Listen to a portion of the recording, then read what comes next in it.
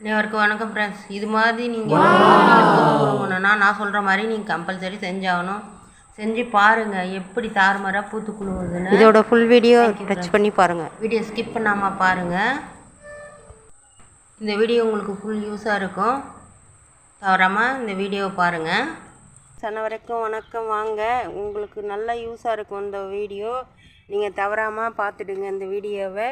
2 டேஸாக நான் என்னோடய ஒர்க்கு அதிகமாக இருந்தது, என்னால் வீடியோவே போட முடியல. ஃபுல் வீடியோ போடல, ஷார்ட்ஸு தான் போட்டு இருந்தேன். நீங்கள் தவறாமல் எல்லோரும் என்னோடய வீடியோவை பார்த்துடுங்க. ஃபுல் யூஸாக இருக்கும் இந்த வீடியோ. வீடியோ என்னன்னு தாங்க இந்த வீடியோ தாங்க நான் சொல்கிறது.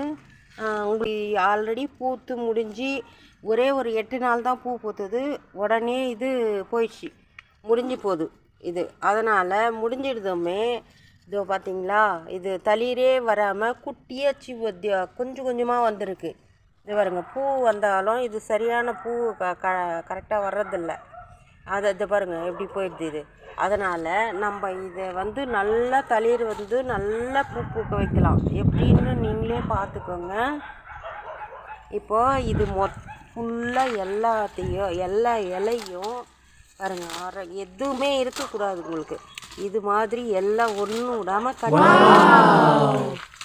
அதுக்கப்புறம் பாருங்கள் எப்படி இந்த தளிர் தாறுமாறாக வரும். இந்த பூ இருக்குதுன்னு பார்க்காதீங்க. இதையும் 8 நாள் பற்றி தெரியும் உங்களுக்கு. மறு வீடியோ போடுவேன், நீங்கள் அப்போ பாருங்கள். இப்போ இது மொட்டையாக இருக்கிறத பார்க்குறீங்க. அடுத்து என்ன செய்யணும், நம்ம கட் பண்ணிவிட்டு அப்படியே விட்டுறக்கூடாது. இது மடிக்கிய மாட்டுச்சாணம். இதை நல்லா கலக்கி இந்த மாதிரி கட்டியே இருக்கக்கூடாது. இந்த மாதிரி உதிர்த்து எடுத்து போட்டுக்கணும். போட்டு ஒரு 4 கைப்பிடி அளவுக்கு இதை வச்சு பாருங்கள். மண்ணை நல்லா கிளறி விட்டு, இதில் அதிகமாக மண் இருந்தால் எடுத்து இதை எப்படி போட்டுருங்க. போட்டுட்டு நீங்கள் அதுக்கப்புறம் இதை எடுத்து கொட்டி, இவ்வளோ போதும் மண் எடுத்துட்டேன். இப்போ எடுத்து கொட்டிக்கலாம். நம்ம இதை கொட்டிட்டு இப்போது நம்ம இதை எடுத்து நல்லா கொட்டி விட்டாச்சு, சரியாக போச்சு இது. இப்போது இதை எடுத்து தண்ணி நல்லா தாராளமாக தண்ணி ஊற்றி விட்டுருவோம். டெய்லி தண்ணி ஃபுல்லாக ஊற்றி விட்டு வந்தோம்னா செம்மையாக பூக்கும். இதுக்கு முன்னாடி இது மாதிரி பண்ணல, சும்மாவே கட் பண்ணி விட்டா அதுக்கே இவ்வளோ பூ பூத்துச்சு. நீங்களே பார்த்தீங்க இது பூத்துது.